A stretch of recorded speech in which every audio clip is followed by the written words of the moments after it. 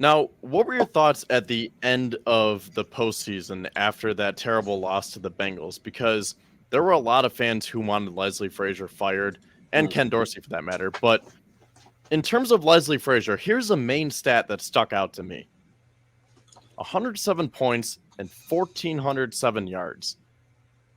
That stands for the amount of points and yards that the Bills have given up of their last three playoff losses. Mm. So, going back to 2020, the Bills are averaging almost 36 points allowed per game and almost 470 yards allowed per game under Leslie Frazier. Mm. And if he is supposed to be this defensive mastermind, how do his defenses always crumble in the playoffs? And we've seen time and time again where they play that soft zone nickel coverage going back to 13 seconds. And then this year, when it was 3rd and 2 on the Bengals, and they're giving them 10 yards of cushion. Mm. So that was a stat right there that angered a lot of fans, including myself, when how are you supposed to look at that and say, how are we supposed to get over the hump when we're giving up 107 points and 1,407 yards over our last three playoff losses? Mm. I believe that the main problem is that the main problem to the fans is that they don't have a convenient enough scapegoat. But the main problem for the actual team was that we consistently lost the line of scrimmage, and when you have to rely on a top tier secondary performance, play in and play out, then you're going to fall apart. They can't cover enough of the field to you will be consistently giving up short yardage, which is what the Bills have done.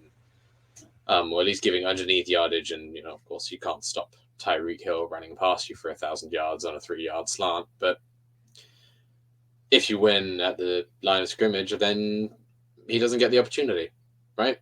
The same thing goes for the performance against the Bengals this season, and both performances against the Chiefs of the 2 years previously.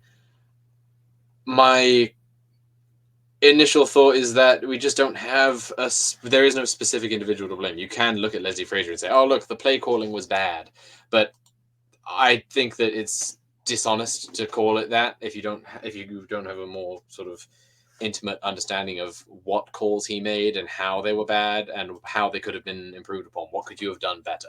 What errors did he make that you don't think another guy would have made? Were they listening to the advanced statistics too much? For example, the 10-yard cushion on 3rd and 2 when they're at the 10-yard line, the 15-yard line, based on analytics, that's not a bad call in that scenario. It's not the wrong call. It's a call. You could have picked a different one, but if they're listening to if you're an advanced analytics guy and you agree with advanced analytics in most scenarios, then you should agree with that call. The result of the call does not change whether or not it was a good or a bad one.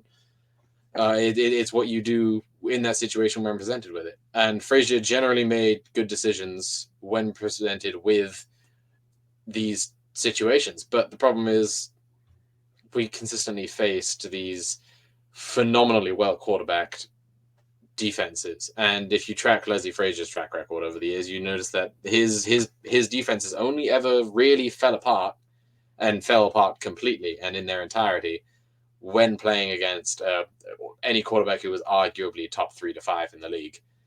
You need guys who can fit tight windows because it's a zone the secondary zone, and any elite quarterback can play well against zone coverage, regardless of personnel, regardless of play call. See, and that's the problem. Like, to be able to get over the hump, I don't care how good the quarterback is. If you're a good defensive coordinator and if you have a good defense, you have to figure out and scheme how to beat Patrick Mahomes and Joe Burrow.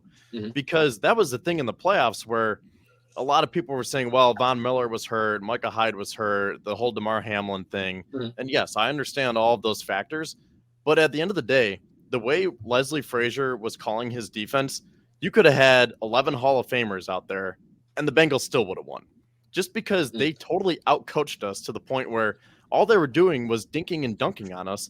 And Frazier didn't make any adjustments. And you mentioned Tyreek Hill. And I think what Tyreek Hill did to the Bills over the last couple of years, specifically in that 13 seconds game, was one of the worst things that could happen because the Bills got so scared of Tyreek Hill taking the top off their defense. They turned into this bend but don't break defense where they're like, you know what? It's 3rd and 2.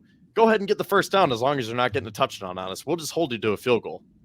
So those were the moments that really bothered me, because then you look and see how the Bengals and the Chiefs are playing each other in the AFC Championship game.